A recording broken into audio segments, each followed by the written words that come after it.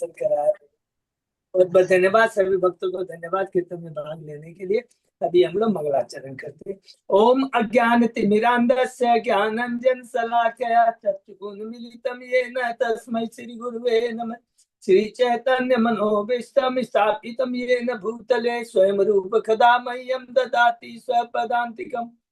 वंदेहम श्री गुरु श्री युद्धपद कमलम श्री गुरु वैष्णवांच श्री रूपम साग्र जातम सहगण रघुनाथम वितम तम सजीवम स्वाधेतम सावधूतम परिजम सहितम कृष्ण चैतन्य देवम श्री राधा कृष्ण पादान सहगण ललिता श्री विशाखा वितांत च नम ओम विष्णु पादाय कृष्ण प्रेष्ठाय भूतले श्रीमते भक्ति वेदांत स्वामिन इति नामने।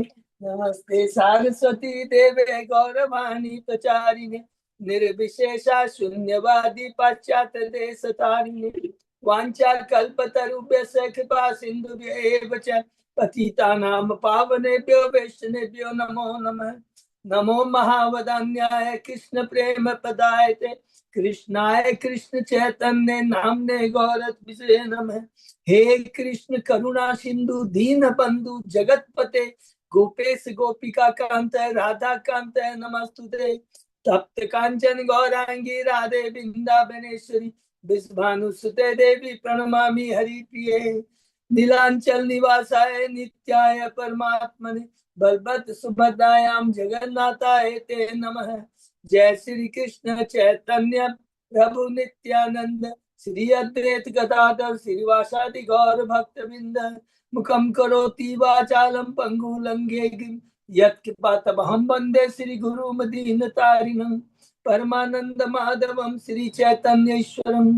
हरे कृष्ण कृष्ण कृष्ण हरे हरे हरे राम राम राम हरे। श्री मंगलाचरण की जय, शिला प्रभुपाद की जय। हरे कृष्ण। आज के इस भागवतम चर्चा में सभी भक्तों का हार्दिक स्वागत है। सभी भक्तों के चरणों में मेरा सादर दंडवत प्रणाम है। राधा माधव राधा गोविंद परम वैष्णव गुरु आचार्यों की असीम कृपा से हम सब भक्त लोग मिलकर श्री भागवतम के ऊपर कई दिनों से चर्चा कर पा रहे हैं। कैंटो 10 के समाप्ति की तरफ हम लोग हैं। अध्याय 83 में कृष्ण की रानियों से द्रौपदी की भेंट, बहुत सुंदर वार्ता है। उसके पहले हमने जो 82 अध्याय तक जो चर्चा की है बहुत संक्षेप में दोहराते हैं। प्रथम चरण में पहला अध्याय से 10वें अध्याय तक है भगवान की गोकुल की लीलाओं का वर्णन में पढ़ा। भगवान का प्राकट्य है, नंदोत्सव है, भगवान के नामकरण के बारे में भगवान ने उतना सटकासुर और तीनावर्त का वध किया है। और बहुत इंपॉर्टेंट हम लोगों ने दामोदर लीला और यमलार्जुनों का उद्धार। उसके बाद में 11वें अध्याय से 37 अध्याय तक भगवान की वृंदावन की लीलाओं का वर्णन है, जिसमें अघासुर का भगवान वध करते हैं 12वें अध्याय के अंदर में। और उसके बाद में हमने देखा कि ब्रह्म विमोहन लीला, बहुत सुंदर लीला हमने पढ़ा। और 14वें अध्याय के अंदर में ब्रह्म विमोहन लीला के बाद में ब्रह्मा जी की जो स्तुति है, बहुत दिव्य स्तुति है। वो कहते हैं कि देख हे प्रभु, आप परम हैं और ये जो भौतिक इच्छाएं है ना, ये बहुत चोरों की तरह हमारे पीछे घूमती रहती है। गृह जो है बंदी गृह है और ये रिश्ते हैं, संबंधी है, ये पाँव में बेड़ियों के समान है।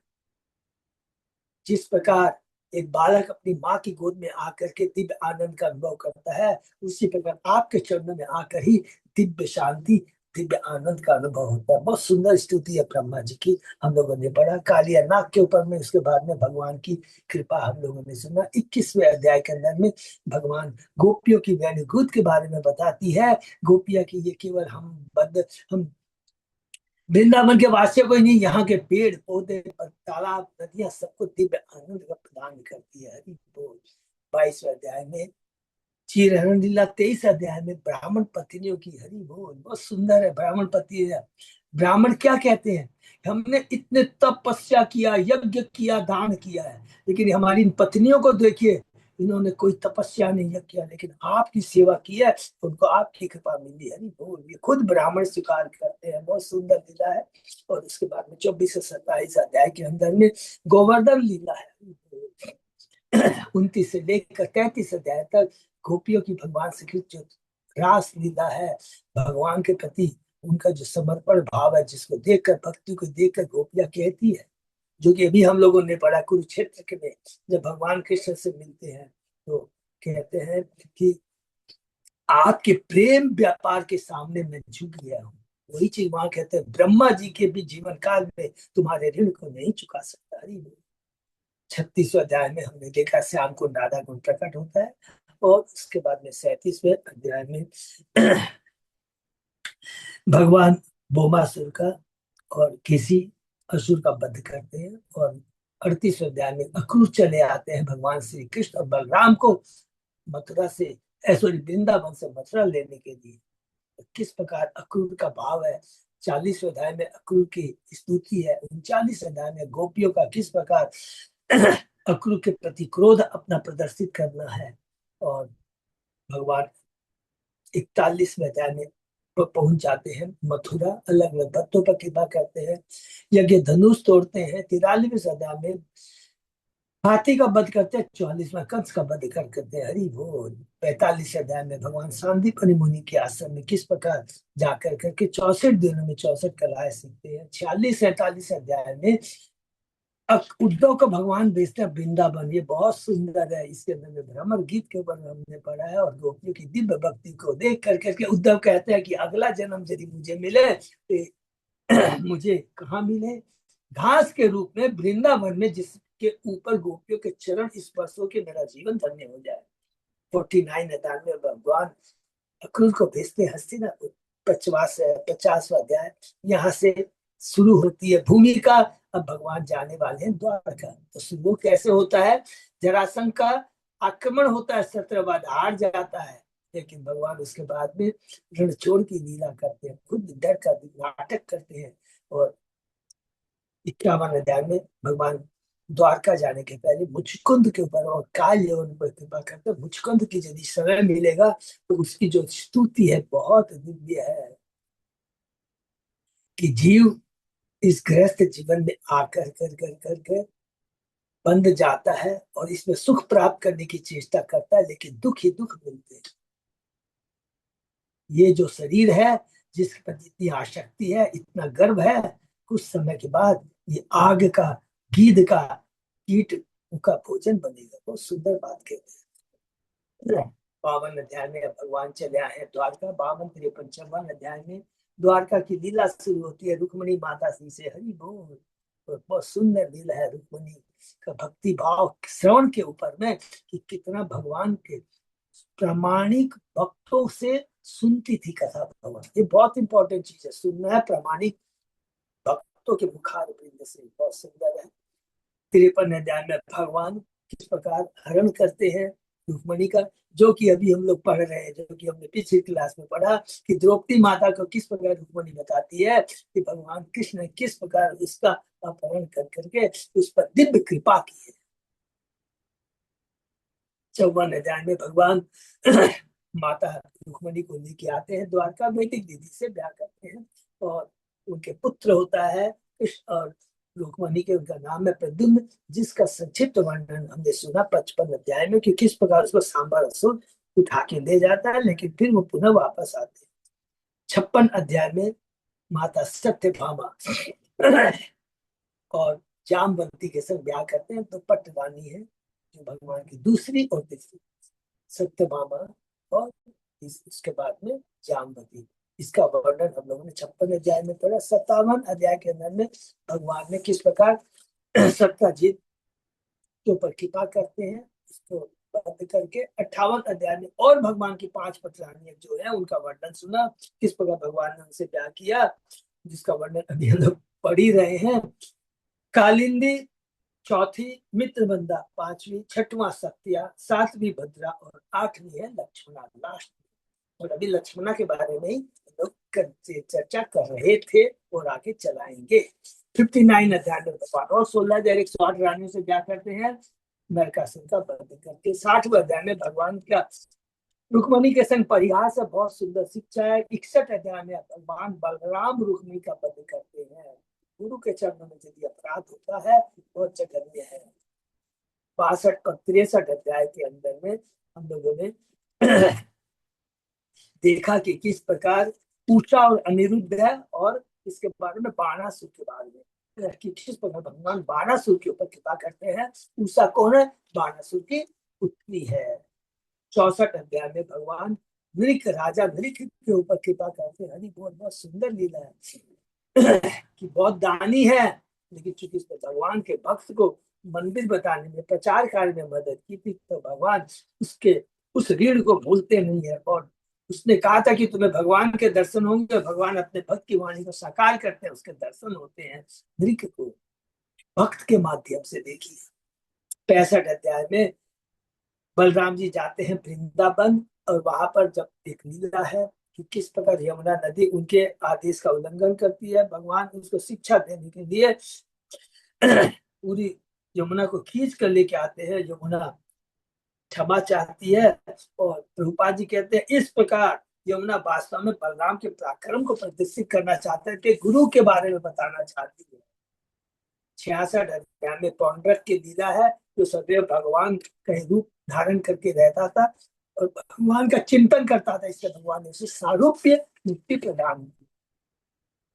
67 अध्याय में दिव्य बानर का वध है, और 68 अध्याय में पुनः बलराम जी शिक्षा देते हैं, और दुर्योधन के माध्यम से पुत्री है लक्ष्मणा, जिसका ब्याह सांब से हुआ, और किस प्रकार दुर्योधन ने उसमें अवरोध किया, अपशब्द यूज किए, किसके लिए?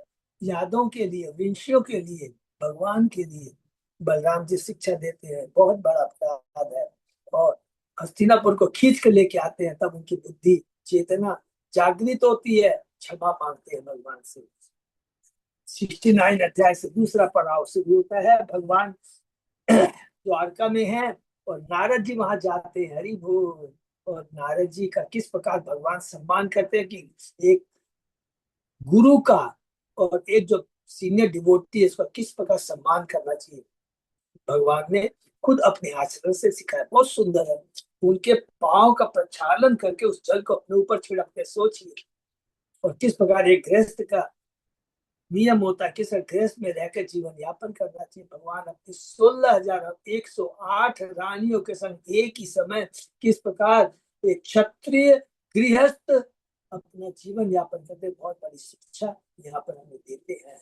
70 अध्याय के अंदर में अब भगवान जाने वाले हैं हस्तिनापुर, इंद्रप्रस्थ में।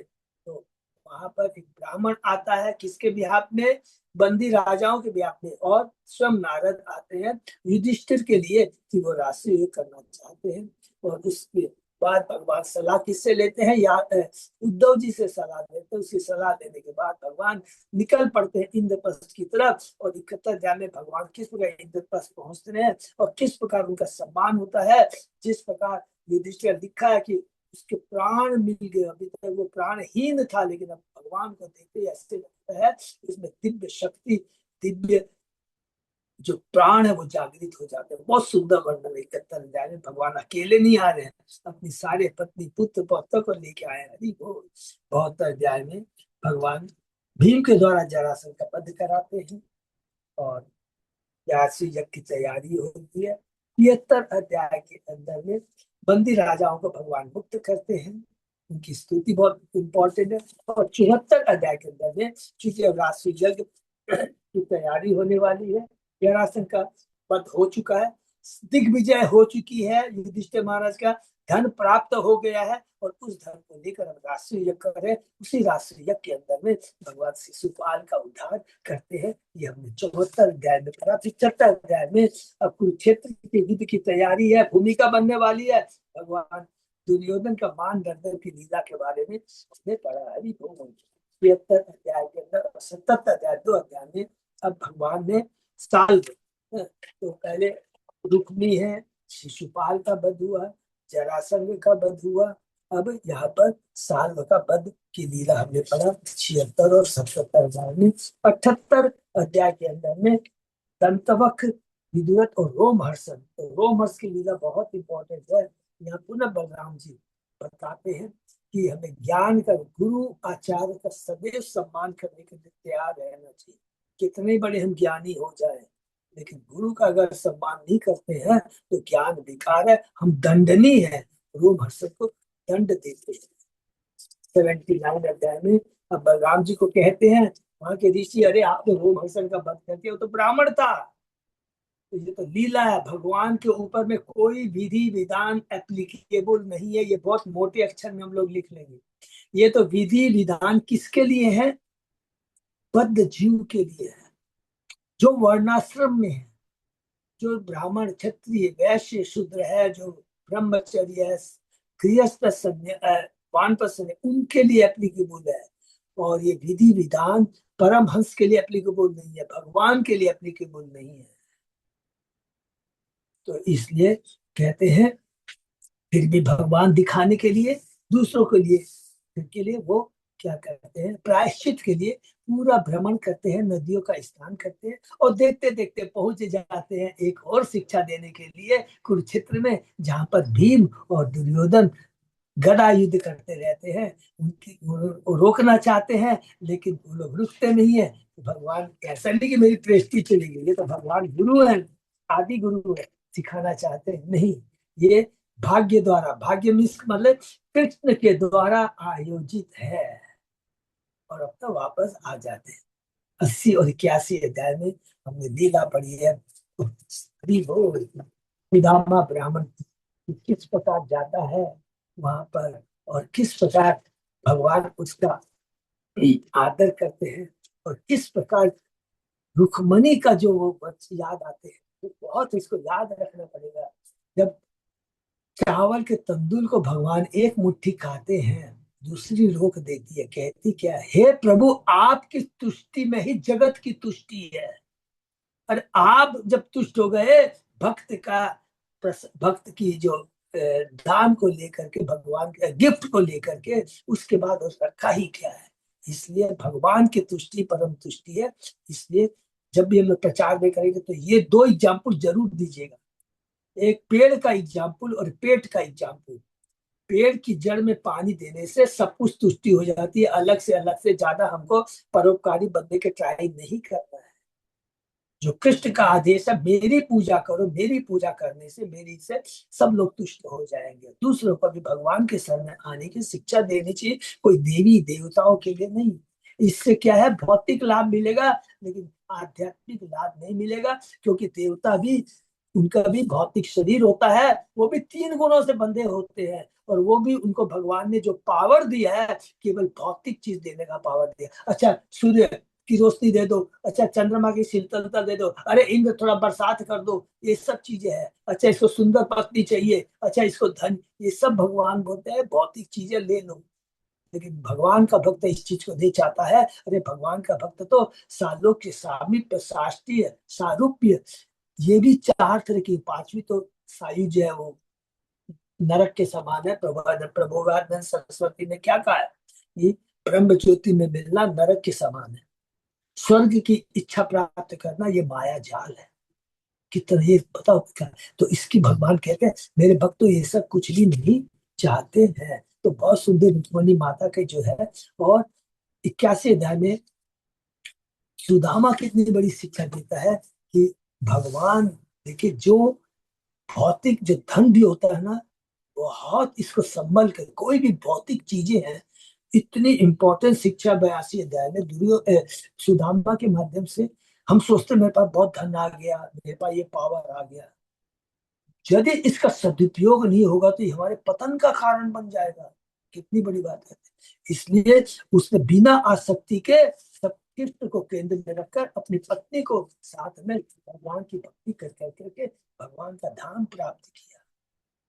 इसमें बहुत 3 श्लोक में क्लियर लिखा है कि अगर भगवान का भक्त है, अगर वो धन को देख करके, ऐश्वर्य को देख के विचलित होता है, भगवान उसके धन को छीन लेते हैं।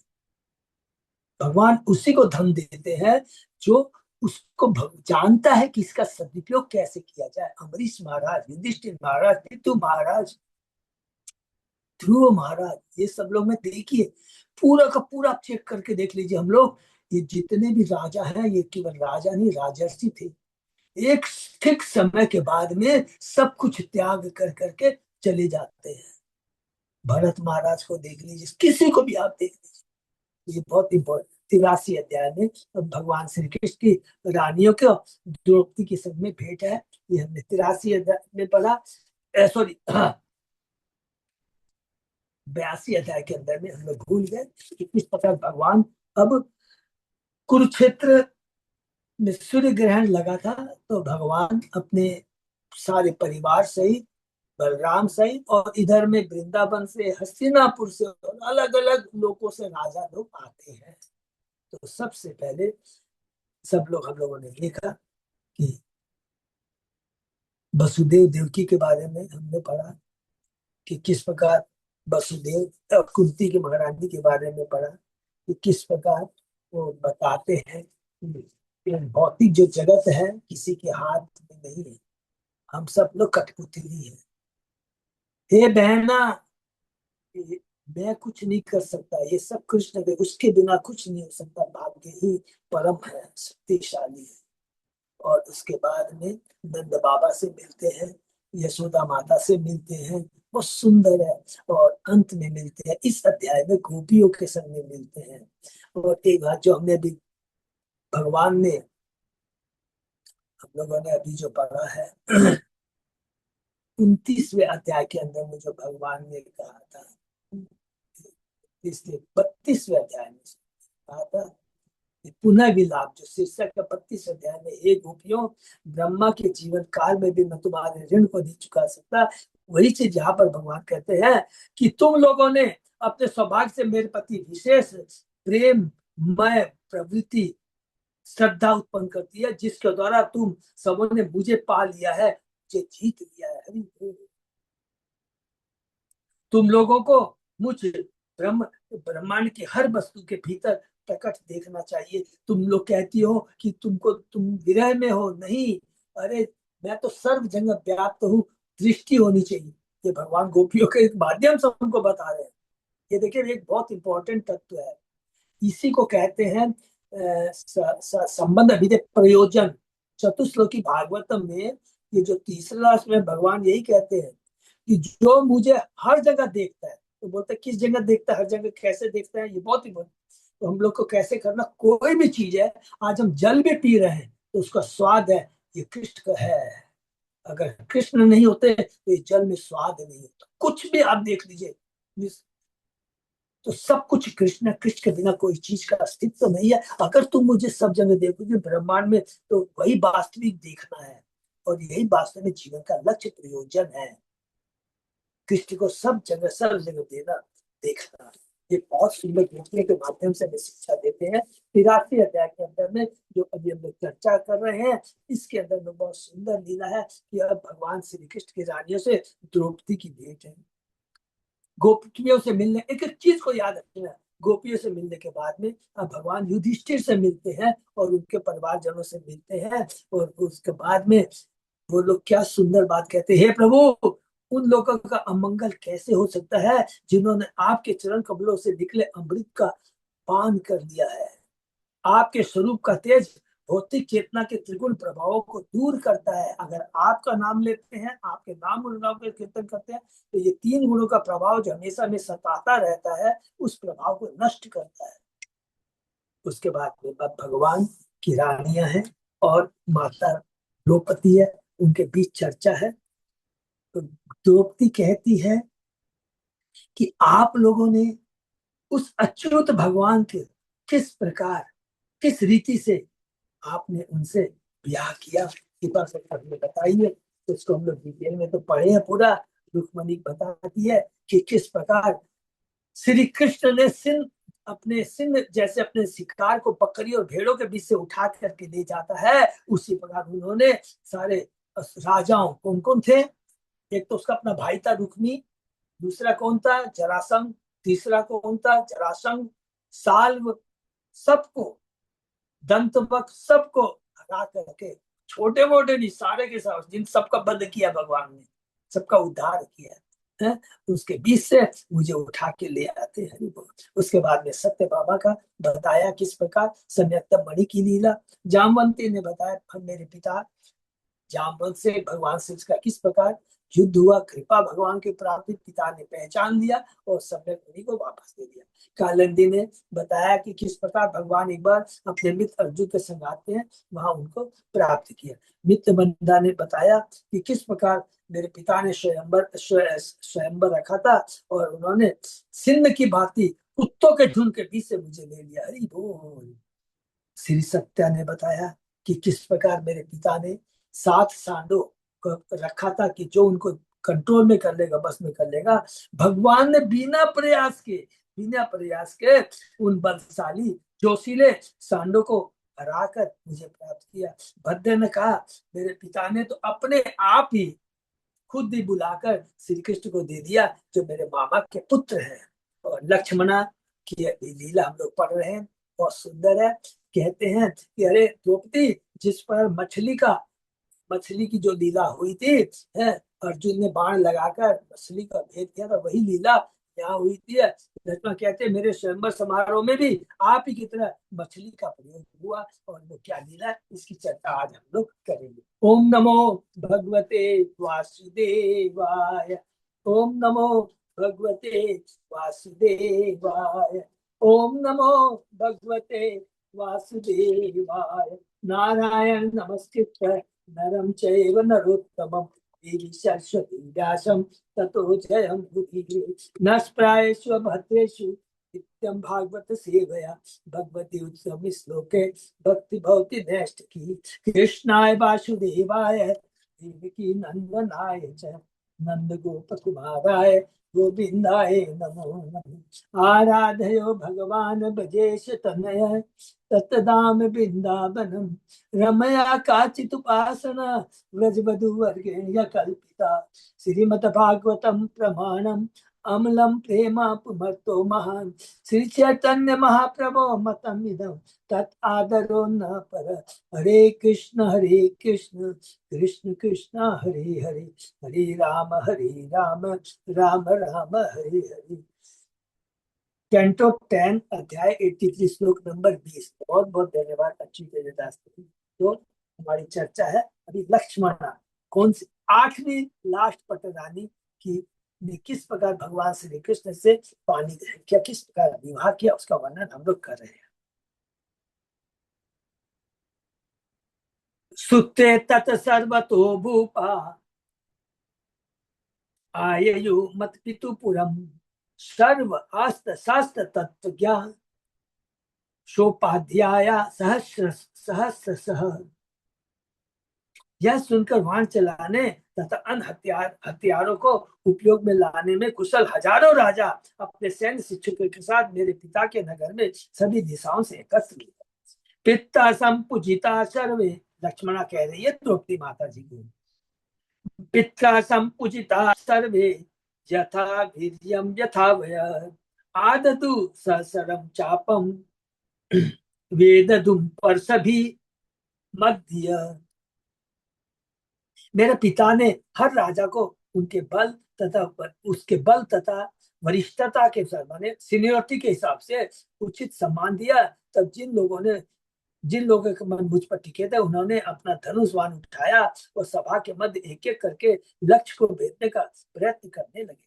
आचार्यों के अनुसार केवल वे ही राजा जो राजमार्ग को पाने पर पूरी तरह तुले थे, लक्ष्य भेद करने का साहस जुटा पाए। आदाय व्यासृजन के चित सज्जम कर्तुम अनीश्वरा आकोष्टम जयाम समुद्कृष्य पेतु एके अमुना हटा। उनमें से कुछ ने धनुष उठाया किंतु उसकी डोरी तक नहीं चढ़ा सके, अतः हताश होकर उन्होंने उसे एक और फेंक दिया। कुछ ने धनुष की डोरी को धनुष के एक सिरे से तक खींच तो लिया, किंतु इससे धनुष पीछे उछला और उन्हें ही जमीन पर गिरा दिया। तो भगवान रामचंद्र माता सीता का भी जो बहुत लीला है इसी तरह है, हम लोग इसी तरह की है कि परशुराम का है, भगवान ने शिव के धनुष को किसने तोड़ा। हरि बोल। बहुत सुंदर लीला है। सज्जम कृत्वा अपरे वीरा मागध अम्बष्ट चेदीपा भीमो दुर्योधन कर्णो नाविदन तद अवस्थिति।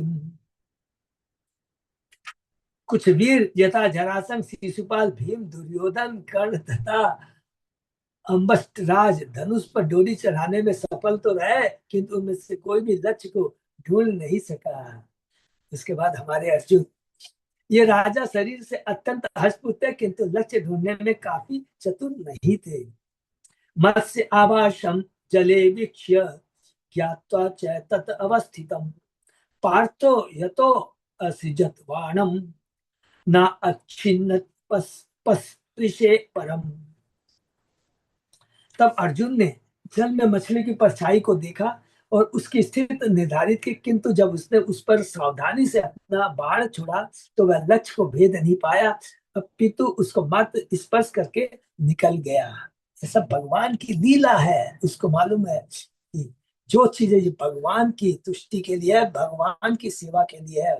माता लक्ष्मण, श्री सीधा स्वामी की व्याख्या, अर्जुन अन्य राजाओं की अपेक्षा अधिक कुशल निशानेबाज था, किंतु उसकी शारीरिक शक्ति पर्याप्त न थी कि वह उसे बिल्कुल ठीक तरह से भेज सकता है, क्योंकि यह तो भगवान की लीला है, योग शक्ति का प्रभाव है।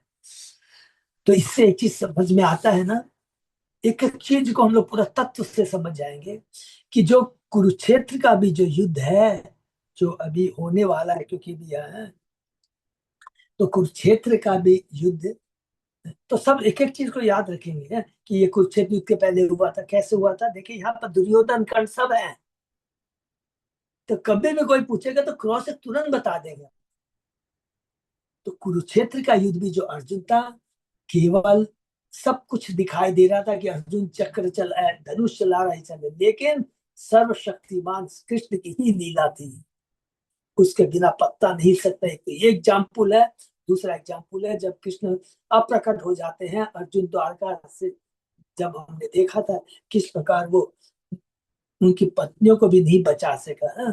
बहुत सुंदर। तो एक एक चीज अब भी ना, जो कुछ हमारे पास में शक्ति है, हम देख पा रहे हैं, खा पा रहे हैं, कुछ बोल पा रहे हैं, कुछ भी कर पा रहे हैं, कृष्ण की ही कृपा, उसके बिना हम कुछ नहीं कर सकते।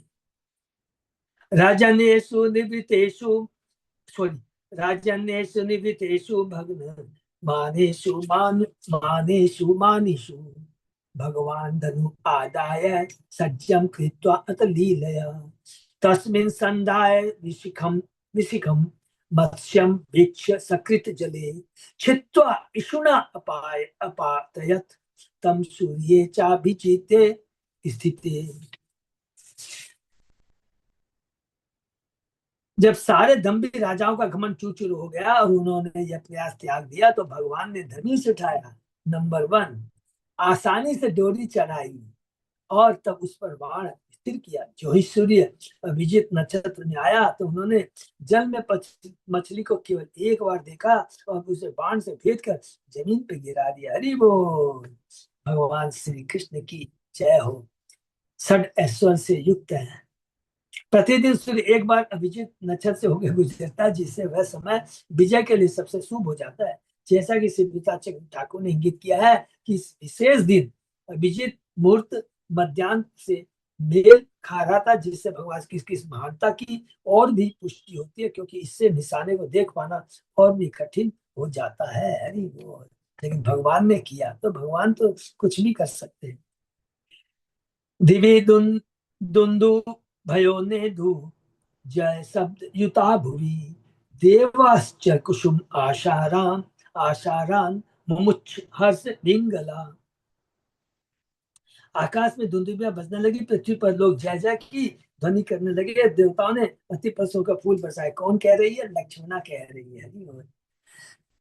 ततरंगमा विषम अहम कल नुपुराभयाम पदभ्याम पग्री कनकोज्ज्वल रत्नमालाम नूतने विनीह परिधाय चकोशिका ग्रहे सदृढ़ हास वदना कविरी धृत शक। तभी मैं रंगशाला में गई, मेरे पांव के नुपुर मंद मंद ध्वनि कर रहे थे। मैं अच्छे से अच्छे रेशम के नए वस्त्र पहने थी, जिसके ऊपर करधनी बंधी थी, और मैं सोने तथा रत्नों से बना चमकीला हार धारण की थी। मेरे मुख पर लजीली लजीली मुस्कान थी और मेरे बालों में फूलों की माला थी। ये जो भी श्रृंगार है मेरे कृष्ण की तुष्टि के लिए है, अपनी तुष्टि के लिए नहीं है। जो कुछ भी देखिए, बहुत एक एक चीज है रानी है, इनका जो श्रृंगार है कुछ भी है मेरे कृष्ण की तुष्टि के लिए, अपनी नित्य के लिए। लेकिन ऐसे नहीं कि मेरे को कोई देखे, नहीं, ये कृष्ण की तुष्टि के लिए, कृष्ण को आनंद। श्री श्रीधर स्वामी कहते हैं कि श्री लक्ष्मणा यह स्मरण करके कि उसने भगवान को किस पर प्राप्त किया, अत्यंत उत्तेजित थी, इसलिए वह अपनी सहज लज्जा भूलकर अपनी सफलता का बखान करने लगी। हमें बखान करना चाहिए, गौरव होना चाहिए, घमंड होना चाहिए कि मैं कृष्ण का दास हूँ, भक्त हूँ। ये बहुत बड़ा गर्व है। ये इसको मिथ्या अहंकार नहीं बोलते हैं, इसको सत्य का सच्चा सत्य अहंकार कहते हैं। क्या मैं कृष्ण का दास हूँ। झूठा मिथ्या अहंकार क्या है, मैं मालिक हूँ, मैं कंट्रोलर हूँ, ये मिथ्या अहंकार है। ये सच्चा अहंकार क्या है, मैं कृष्ण का दास हूँ, कृष्ण की सेवा के लिए हूँ। ये सारी गोपियों का आज ये जो भी हम लोग चर्चा कर रहे हैं, ये देखिए भगवान का गुणगान कर रही है। कोई भी श्लोक में देख लीजिए, सारी पटरानियां भगवान का गुणगान कर रही है। उन्नीय भक्तम उर्कुंतल कुंडल पीठ गंड स्थलम शिशिरहास कटाक्ष मोक्ष राज्ञो निरीक्ष परितः सनकेर मुरारेर अंसे अनुरक्त हृदया निदधे समालम। मैंने अपना सिर उठाया, जो मेरे प्रचुर बालों के गुच्छों तथा मेरे गालों से परावर्तित मेरे कुंडलों की चमक के तेज से गिरा था।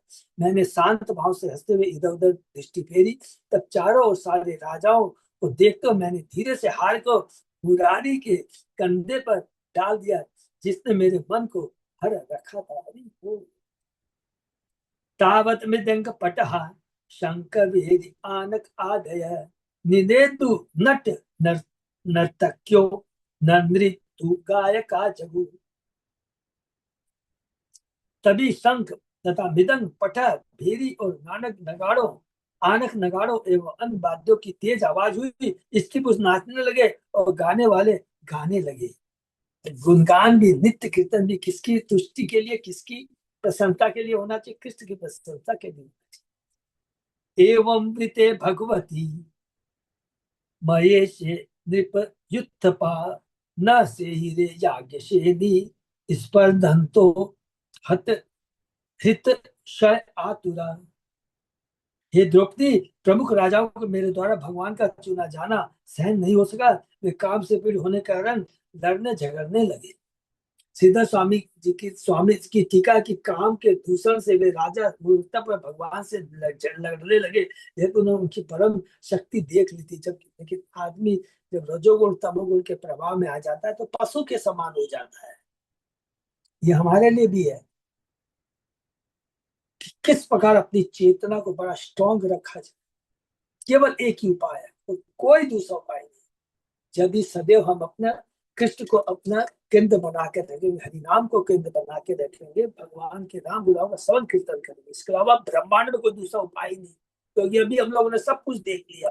हम लोग ने सौभरी मुनि को देख लिया, 50,000 वर्षों तक उसने जल में तपस्या करके भी भ्रमित हो जाता है। मंदाना की 50 पुत्रियों से ब्याह करता है, एक एक पत्नी से 100 पुत्र होते हैं। रोता है कि पहले अकेला था, कितना कुछ था, अब मेरे पास 5,000 पुत्र पुत्री और पत्नी का हमारे पास परिवार है। इन सब में शिक्षा ने दी। मामतावत रथम आरोप्य भय रत्न चतुष्टयम चतुष्टयम सांगर सांगम उदम्य सन्नद्ध तस्तो तस्तो आजो चतुर्भुज। तत्पश्चात भगवान ने मुझे 4 अति उत्तम घोड़ों से खींचे जाने वाले अपने रथ में बिठा लिया। अपना कवच पहनकर तथा अपना सांग धनुष तैयार करके वे रथ पर खड़े हो गए और युद्ध में उन्होंने अपनी 4 भुजाएं प्रकट की। हरि बोल। के अनुसार भगवान कृष्ण ने अपनी 4 भुजाओं में से 2 में से अपनी पत्नी का आलिंगन किया और अन्य 2 से धनुष मार ग्रहण किया। हरि बोल। दारुक चोदयामाश कांचने उपस्करम रथम मिसताम भूभुजाम राज्ञी मृगाणाम मृगराट इव। हे रानी, राजा, हे रानी, हे द्रौपदी, राजाओं के देखते देखते दारुक सारथी, भगवान के सारथी का नाम क्या, दारुक, दारुक सारथी भगवान के सुनहरे किनारों वाले रथ को उसी तरह हाँक ले गया जिससे छोटे छोटे पशु निहसा होकर सिंह को देखते रह जाते। हरि बोल। ते अन्वसजन्त राजन्या निषेधुम पति केचन संयता उदित विश्वासा ग्राम सिन्हा यथा हरि।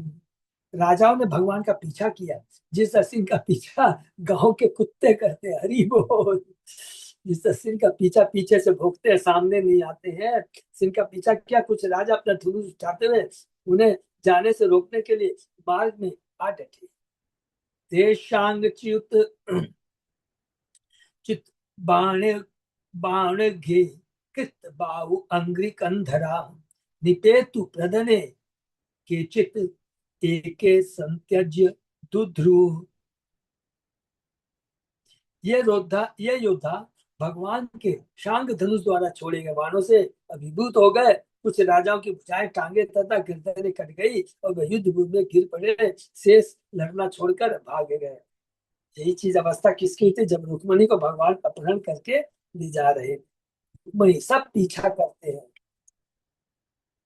ततः पुरीं यदुपति अति अलंकृतां रविच्छद ध्वजपट चित्त तोरणम् कुतस्थलिं दिवि भुवि चाभि संस्तुतां समाविशत् तरिणी इव स्वकेतनम्। तब यदुपति ने अपनी राजधानी कुशस्थली द्वारका में प्रवेश किया जो सर्वथा पृथ्वी पर प्रशंसित है।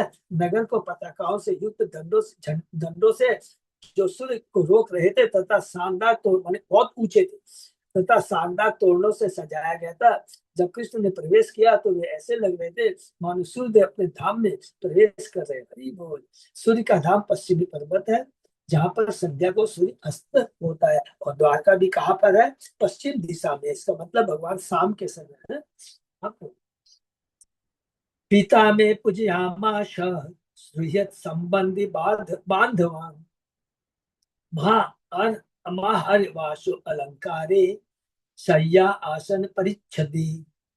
मेरे पिता ने अपने मित्रों, परिवार वालों तथा मेरे ससुराल वालों का सम्मान बहुमूल्य वस्त्रों, आभूषणों, राशि पलंगों, सिंहासनों तथा अन्य समग्र साज सामग्री से किया। दासी भी सर्व संपद भी भट्ट रथ बाज भी आयुधानी महारहानी ददो पूर्णस्य भक्तितः। उन्होंने परम पूर्ण भगवान को हरि बोल, परम पूर्ण भगवान को भक्ति पूर्वक अनेक दासियां दी जो बहुमूल्य आभूषण से अलंकृत थी। इन दासियों के साथ अंगरक्षक थे जिनमें से कुछ पैदल थे तो कुछ हाथियों, रथों और घोड़ों पर सवार थे। उन्होंने भगवान को अत्यंत मूल्यवान हथियार भी दिए। भगवान पूर्ण है, उनको कोई चीज की दरकार नहीं, फिर भी जो श्रद्धा के साथ देता है भगवान एक्सेप्ट करता है। भगवान पुण्य है, उन्हें अपनी तुष्टि के कुछ भी नहीं चाहिए। ये जानते हुए भी भक्त प्रेम वश भक्ति तक किसी भौतिक लाभ की आशा किए बिना भेंट चढ़ाता है। पत्तम पुष्पम फलम तोयम यो में भक्ता प्रेम। तो भगवान प्रेम पूर्वक चढ़ाई छोटी से छोटी भेंट, फूल, तुलसी दल तथा जल को स्वीकार करते हैं। गीता के 9वें अध्याय का जो 26 श्लोक है बहुत इंपॉर्टेंट श्लोक है। पत्तम पुष्पम फलम तोयम यो में भक्ता प्रेम। आत्मा रामस्य तस्येमा वयम विगृह दाशिका सर्व संग निवृत्या अद्दा तपसा च वभु भीम वभु भीम।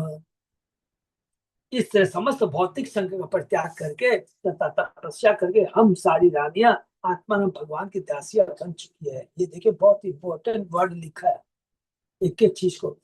इस तरह समस्त भौतिक संग का परित्याग करके, कोई भी भौतिक आसक्ति कुछ भी है, तथा तपस्या करके, किसके लिए, कृष्ण के लिए तपस्या करके, जो कुछ भी है कृष्ण के लिए।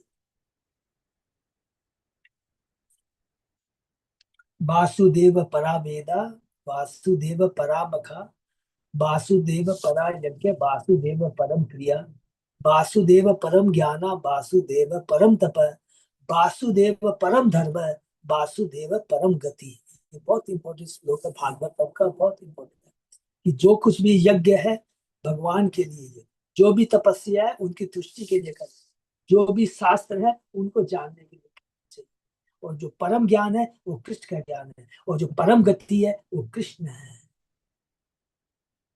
श्री विश्वनाथ चक्रवर्ती के अनुसार श्रीमती लक्ष्मणा अत्यंत व्याकुल हो गई। तब उन्हें ध्यान आया कि वे अपने विषय में इतनी देर से बातें कहे जा रही है, इससे उन्होंने ये श्लोक अपनी सर्वतो सब पत्नियों की प्रशंसा करने के लिए कहा। लक्ष्मणा ने वृंदावन स्वीकार किया कि कृष्ण की राधियां सामान्य पत्नियों से सर्वथा भिन्न होने से अपने पति को अपने वश में न कर सकी, इसलिए वे अपने को उनकी दासियां ही कह सकती थी। बहुत इंपॉर्टेंट है ये बात, स्वयं कृष्ण ने किसको कही है? गोपियों को कही है। ये बात स्वयं नारद जी ने इस बात को स्थापित किया है। और हम लोगों ने ये भी लीला पढ़ी है कि रोहिणी माता को कहती है ना, गो ये पट रानियां, हम कृष्ण की इतनी सेवा करते हैं फिर भी कृष्ण प्रसन्न नहीं होती है। रात में चिल्ला उठते हैं, गोपी गोपी गोपी, माँ यशोदा तुम कहाँ हो, हे नंद बाबा तुम कहाँ हो? आंख से उनके आंसू निकल, ये रुक्मणी कहती सत्य भामा। तो ये बहुत इंपॉर्टेंट चीज है, यहाँ पर बताते हैं कि मैंने ये इनकी महानता, गोपियों ये रानियों की, महर्षियों की, उन्होंने भगवान को अपनी यथाशक्ति, लेकिन गोपियां जो है वो परम है, उनका जो भाव है एकदम अलग लेवल का भाव है। क्योंकि सबको मालूम है ना लीला, कि जब भगवान श्री कृष्ण के सर में दर्द होता है तो सब लोग जाते हैं, कुछ ना कोई उपाय करते हैं, इवेन इनके पास में आते हैं, इनके पास में महर्षियों के पास में आते हैं सब पट रानी, मैंने सोच रहे कि देखो कृष्ण के सर में दर्द है तो कृष्ण का दर्द कैसे दूर हो सकता है। तो भक्त नारद जी ने कहा कि, तो वो पूछती है उपाय क्या है, बोलते कृष्ण कहते हैं कि उन किसी भक्त के चरणों की धूल यदि उनके माथे पर लग जाए तो सर दूर हो जाएगा। ठीक है, ये घबरा जाती है, नहीं नहीं नहीं भगवान पाप लगेगा। लेकिन गोपियां कहती है भर भर के लेके जाओ धूल, अगर मेरे कृष्ण का इससे दर्द दूर होता है तो करो। नारद कहते हैं नरक में जाना पड़ा, नरक गया जन्नू में, करोड़ों अरबों वर्ष तक नरक में रहना पड़े, मेरा कृष्ण का सर दूर हो जाता है तो हमें स्वीकार है। बहुत इंपॉर्टेंट एक एक चीज में, इसलिए ये लिखती है कि इसलिए वे अपने को उनकी दासियां ही कह सकती, किंतु वास्तव में भगवान की रानियां तो उनकी अंतरंगा हिलाने शक्ति की प्रत्येक अंशरूप है, अतः वे अपने अपने प्रेम से उन्हें पूर्णतः विभूषित किए थे। हरि बोल। सबको याद है ना, हम लोगों ने पढ़ा था चेतन चेतन में, राधा कृष्ण के बाएं अंग से राधा रानी प्रकट होती है, हलादिनी शक्ति है, उनसे सारी गोपियां वृंदावन की, उन्हीं से महर्षियां, उन्हीं से बैकुंठ की रानियां, तीन शक्तियों वाले का, हमने पढ़ा तीन शक्तियां है, बैकुंठ वृंदावन की गोपियां, महर्षि द्वारका की, बैकुंठ की रानियां। और इसमें स्रोत कौन है? राधा। महिष उच्च, माने महिष माने ऊंचो, प्लूरल। अन्य रानियों ने कहा भोम भोहम निहत्य स गणम युद्धितेन रुद्धा ज्ञात्वा अथ न चिति जय जीत राजकन्या निर्मुच्य संस्कृति विमोक्ष अनुस्मरन्ति पादाम्बुजम परिनिनाय से आप्त काम। अन्य रानी की ओर से, अन्य रानी की ओर से रोहिणी देवी ने कहा, ये वो सी रोहिणी देवी जो स्टार्टिंग में हमने पढ़ा था, वो रोहिणी देवी नहीं है जो माता रोहिणी है, नहीं। 16,108 रानियों में जो सबसे अग्रगण्य है उसका नाम है रोहिणी। और वो रोहिणी ऑन बिहाफ ऑफ 16,009 रानियां बोलेंगे, 16,009 रानियों के बिहाफ में वो कह रही है। भीमासुर तथा उसके अनुयायियों का वध करने के बाद भगवान ने हमें उस असुर के बंदी गृह से पाया। कौन है? जरासंध, सॉरी नरकासुर। और वे ये समझ गए कि हम उन राजाओं की कन्या है जिन्हें भौम ने, भौमासुर ने पृथ्वी पर विजय करते समय पराजित किया था। भगवान ने हमें बंदी के से मुक्त कराया, और चूंकि हम भौतिक बंधन के बोझ से स्रोत उस भगवान के चरण का निरंतर ध्यान करती रही थी, इसलिए वे हमसे विवाह करने के लिए राजी हो गए। यद्यपि उनकी हर इच्छा पहले से पूरी रहती है। हरि बोल। कुछ भी हम भगवान के लिए चिंतन करेंगे तो भगवान अवश्य में उसका फल देंगे। रोहिणी देवी उन 9 रानियों में से है जिनमें द्रौपदी ने श्लोक 6 तथा 7 में प्रश्न किया था, इसलिए यहाँ पर मान लिया गया है कि वह अन्य 16,099 रानी की ओर से बोल रही है। 16,100 में रोहिणी एक है, बाकी बच के 16,099 उनके ब्याह में ये रोहिणी रानी कह रही है। श्री प्रभुपाद ने भगवान श्री कृष्ण में इसकी पुष्टि की है। हरि बोल। न वयम साध्वी साम्राज्यम स्वराज्यम भोजयम अपि उत वैराज्यम पारमेष्ठ्यम च आनंत्यम वा हरे पदम कामयामहे एतस्य श्रीमत् पादरज श्रिय कुछ कुंकुम गंध आड्यम मूर्धर्ना वोडुम गदाभृत। ये साध्वी, हमें पृथ्वी पर शासन, इंद्र का पद सॉरी भोग की असीम सुविधा, योग शक्ति, ब्रह्मा का पद, अमरता या भगवत प्राप्त करने की भी इच्छा नहीं है। देखिए कितना बहुत इंपॉर्टेंट बात कह रही है। तो भगवान का शुद्ध भक्त होता है। हम केवल इतना ही चाहते हैं कि भगवान कृष्ण के उन चरणों की यशस्वी धूल को अपने सिरों पर धारण करें जो उनकी प्रीतमा के स्तन के कुमकुम की सुगंधि से युक्त है। हरि बोल। जो भगवान का भक्त है, ये बहुत इंपॉर्टेंट चीज है हम सब भक्तों के लिए, सेवा। हमें केवल भगवान के भक्तों की भगवान के सेवा चाहिए। अगर ये सौभाग्य हमें प्राप्त हो जाता है तो समझिए हमारा जीवन धन्य हो गया। जब भी हम लोग को गुरु महाराज की जब भी कहीं भी मौका मिले, तुरंत तैयार हम लोग रहेंगे, क्योंकि कृपा और सेवा उसी को मिलती है जो हृदय से अंदर से चाहता है, बाहर से नहीं। हृदय से अगर इच्छा होगी 110% सेवा मिलेगी, क्योंकि भगवान अंतर्यामी है, गुरु अंतर्यामी है, सब जानते हैं। राज का अर्थ है शासन करना, इसी से साम्राज्य सब निकला है, जिसका अर्थ है समूचे पृथ्वी पर शासन तथा स्वराज्यम करता है स्वर्ग पर शासन। भोज्यम शब्द भुज क्रिया से भोग करना निकला है, अतः इसका अर्थ हुआ इच्छा से भोग करने की क्षमता। शिव ठाकुर ने विराट की व्याख्या विविधम विराज थे अनेक प्रकार से भोगने वाला पद के रूप में की है, और 8 सिद्धियों अनिमा लघिमा महिमा इत्यादि का विशेष उल्लेख किया। श्री श्रीधर स्वामी ने इन शब्दों की वैकल्पिक व्याख्या की है। उनका कहना कि वैरिक ब्राह्मण के अनुसार ये चारों शब्द चारों दिशाओं के ऊपर पूर्ण सत्ता की शक्ति को बतलाने वाले। साम्राज्य पूर्व के लिए, वज्र दक्षिण के लिए, स्वराज्य पश्चिम के लिए, और वैराज्य उत्तर दिशा के लिए। हरि बोल। ये सब देखिए प्रभुपाद जी की कृपा है, क्या क्या बता रहे हैं। भगवान कृष्ण की रानियां स्पष्ट कहती है कि उन्हें इनमें से एक एक भी शक्ति की इच्छा नहीं है, न अष्ट सिद्धि की है, न स्वर्ग की इच्छा है, न ब्रह्म ज्योति की इच्छा है, न बैकुंठ में जाने की इच्छा, कहीं भी नहीं है। केवल हमें कृष्ण के चरणों की, कृष्ण की सेवा चाहिए। यहाँ तक कि ब्रह्मा के पद नंबर, मुक्ति या भगवत धाम में जाने तक की इच्छा नहीं। मैंने ब्रह्म ज्योति में वे तो कृष्ण के उन चरण कमलों की धूल की ही कामना करती है जिसकी पूजा सब लक्ष्मी जी करती है। हरि बोल। श्री विचार तत्व हमें बताते हैं कि जिस लक्ष्मी का उल्लेख है वह नारायण पत्नी लक्ष्मी नहीं है। आचार्य की व्याख्या की देवी लक्ष्मी को दीर्घकालीन तपस्या के बावजूद किसकी प्रत्यक्ष स्वीकृति प्राप्त नहीं हो पाई थी। हरि बोल। जैसा कि उद्धव कहते हैं, नायम प्रियो अंग नितांत रते प्रसाद है।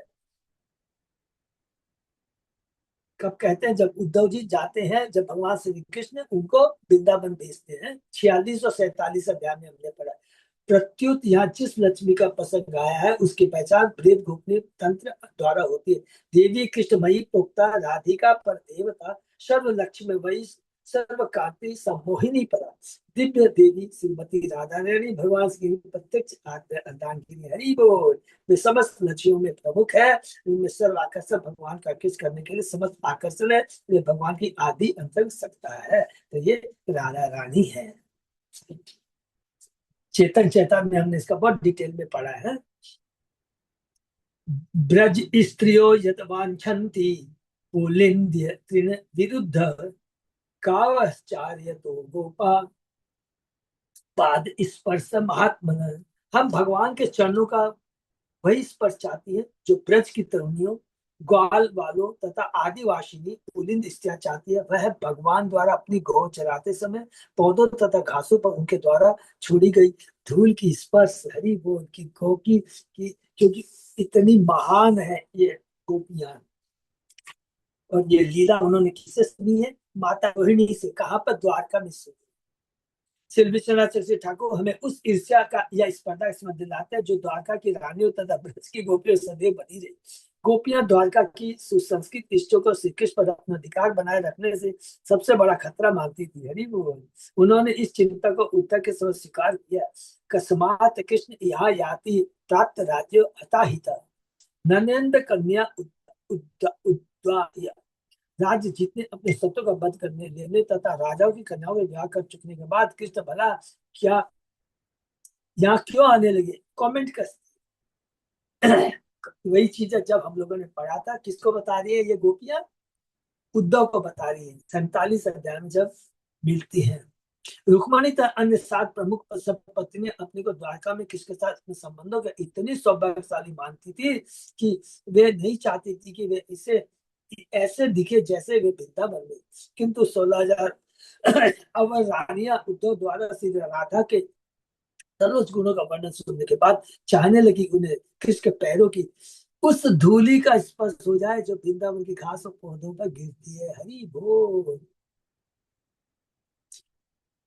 उद्धव ने भी तो यही श्री विश्वनाथ चक्रवर्ती का इंगित करते हैं कि कुछ टीका इसी को वह कारण बताते हैं जिसमें मौसल लीला के बाद अर्जुन से 16,000 रानियां कृष्ण द्वारा 16 गोकुल के वेश में हरण करके गोकुल ले जाई गई।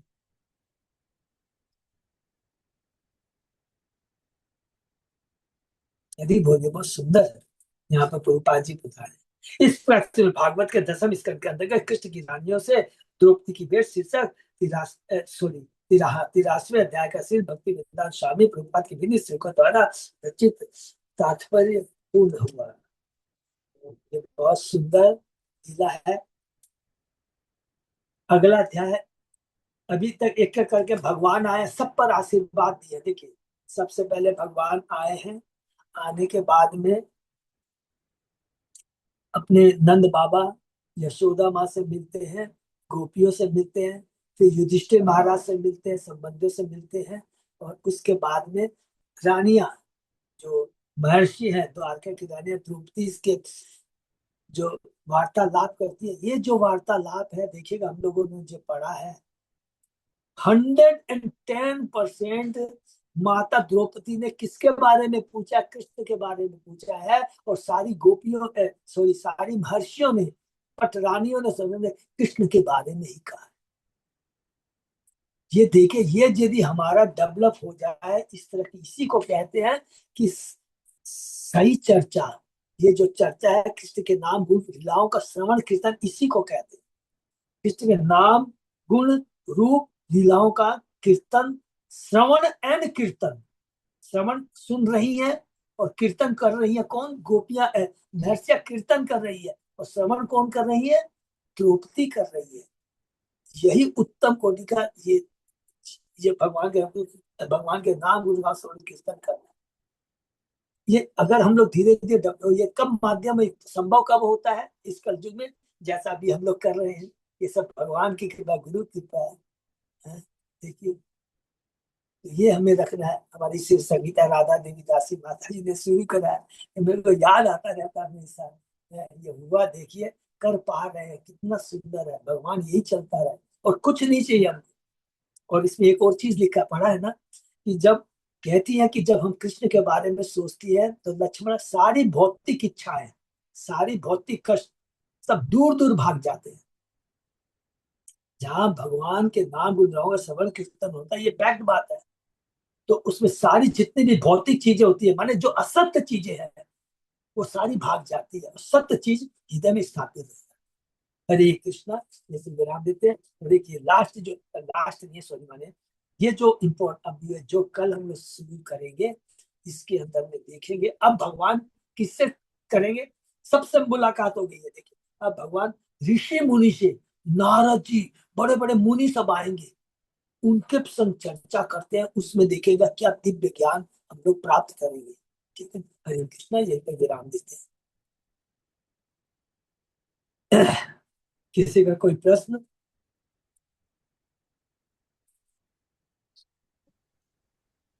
बहुत बहुत धन्यवाद, यहाँ पर मैं विराम देते हैं। और बस थोड़ा हम लोग आप सबसे भक्तों से शेयर करना चाहेंगे, जो हम मायापुर नहीं जा पाए, इस बार बहुत विशेष भीड़ थी गुरु महाराज के व्यास पूजा के उपलक्ष्य में। और हमें बहुत सौभाग्य प्रदान हुआ कि हम लोग गुरु महाराज की व्यास पूजा, और सच पूछा है हम लोग ने चर्चा भी की वहां पर बैठ कर करके, सब भक्तों को याद किया हम लोगों ने। हम लोग एक चक्र के बारे में हम लोग चर्चा कर रहे थे, सबका नाम आया कि हाँ ये जा रहा है, ये जा रहे हैं, समझे कि। तो बहुत अच्छा हुआ। हमारे गोपाल प्रभु ने कहा इसका सदुपयोग करना चाहिए। हमने 1 मिनट भी चेष्टा किया कि कहीं व्यर्थ नहीं करने का चेष्टा किया है। और पूरा हम लोगों ने एक चक्र के बारे में डिस्कस किया। गुरु महाराज की व्यास पूजा का हम लोग ने किया। गुरु महाराज के दर्शन हम लोगों ने किए, प्रसाद ग्रहण किया। तो इसी तरह हम लोग जब भी कोई मौका मिलेगा तो जरूर इसके लिए तैयार रहना। तो और जितने भक्तों ने जो दीक्षा भी नहीं लिया, कृपा करके आगे आइए, प्लीज आगे आइए, बहुत जरूरी है, बहुत दुर्लभ है, इसका पूरा लाभ उठाना। ठीक है ना। हरे कृष्णा। अब हम लोग एक चक्र जा रहे हैं। अच्युत अजय दास प्रभु जैसे एज यूजुअल बहुत आगे रहते हैं। 3 अप्रैल को जाएंगे वहां पर, और हम लोग ने जो चर्चा किया उसके हिसाब से जाके वहां पर रूम्स के लिए, प्रसादन के लिए, कन्वीनियंस के लिए तो पूरा चर्चा कर करके आएंगे। ठीक है ना। हरे प्रभु जी कृष्ण। वहाँ पे रूम बुकिंग का कैसे क्या करना है? प्रभु अरुण प्रभु क्या करेंगे ना, ये अच्युत अजय दास प्रभु वहां जा रहे हैं। अच्छा। मोटा मोटी आपको मैं बता दूं कि करीब वहां पर अपना एक भक्त का होटल है, संभावना, होटल का नाम है संभावना। तो उनसे बात हो गई है, वो बोला हम आपको बहुत रीजनेबल रेट में अच्छे से कर देंगे। तो उन्होंने रेट कोट किया 3200 रुपया एसी रूम के लिए। तो अच्युत अजय दास में वहां जाकर रूम वगैरह देखेंगे, सारा उनसे क्लियर बात कर लेंगे। हैं? और उसमें एक्स्ट्रा बेड के लिए क्या नियम, सब कुछ कर लेंगे, नंबर 1 है। अच्छा। उसके बाद में जो वहाँ प्रसादम बनाएगा, उनका नाम है मानक प्रभु, उनसे भी बात हो गई है। उनको हम लोगों ने मायापुर में बैठ कर ही उनको मेनू पोस्ट कर दिया है। तो वो ओके। चेक करके बताएंगे कि उसका क्या कॉस्ट होगा। तो ये सारी चीज करके फिर प्रभु यहाँ पर वो आ जाएंगे, अच्युत दास प्रभु, तो क्या खर्चा पड़ेगा फिर हम लोग भक्त को शेयर करें।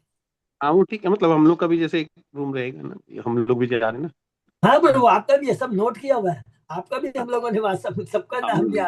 आपका नित्य सेवनी माता जी सबका एकदम हरी। एकदम हरे कृष्ण सबका है ठीक। पूरा नोट है। और अभी भी आजकल में मेरे ख्याल से कुछ चेंज वगैरह हो सकता है, एक दो होगा। जो नहीं जाना चाहते ना वो जरूर पोस्ट कर देंगे, नहीं तो क्या होगा ना, बेकार रूम बुक हो जाएगा, फिर वो कैंसिल करेक्ट। करना वो बहुत डिफिकल्ट हो जाता है, बहुत डिफिकल्ट हो जाता है रूम कैंसिल। तो वो नहीं जरूर जा पोस्ट करें। दोनों ही, मतलब दोनों ही केस हमारे लिए डिफिकल्ट है। हम लोग एक्स्ट्रा रूम भी नहीं दे पाएंगे और कैंसिल होने से भी मतलब वो हाँ मतलब प्रभु, वो थोड़ा सा फिर क्या होता है ना, वो बहुत, मैं अपने लॉन्ग टूर में मैंने देखा ना, बहुत वो जब जाएगी। शब्द यूज नहीं करेंगे नुकसान तो होता ही है, और उसके बाद में बहुत डिफिकल्ट हो जाता है रूम कैंसिलेशन। मैं तो इस बार देखा था ना, बहुत बहुत टफ 19, इस बार जैसे लास्ट टाइम के लॉन्ग टूर में बहुत बड़ा नुकसान लगा, रूम कैंसिल नहीं हुई। सब आप लोगों ने देखा होगा बद्रीनाथ में हाँ। और दूसरे भक्तों को चाबी दी, ये दिया, इस तरह हाँ करके। प्रभु। हाँ, तो ये प्लीज थोड़ा ध्यान रखें, ठीक है, क्योंकि आजकल रूम सस्ते नहीं रहे ना, कॉस्टली है कि 3200 रुपया ये सब है। तो इसका ध्यान रखना सब भक्तों को, ठीक है। हरे हरे कृष्ण। कृष्ण प्रभु, हरे। थैंक यू सो मच, यही पे विराम देते। हरे हरे। कृष्ण, दंडवत धन्यवाद, प्रणाम। प्रणाम। धन्यवाद प्रणाम। भक्तों का बहुत बहुत धन्यवाद। जाकर विराम देते हैं, कल सुबह 7 बजे।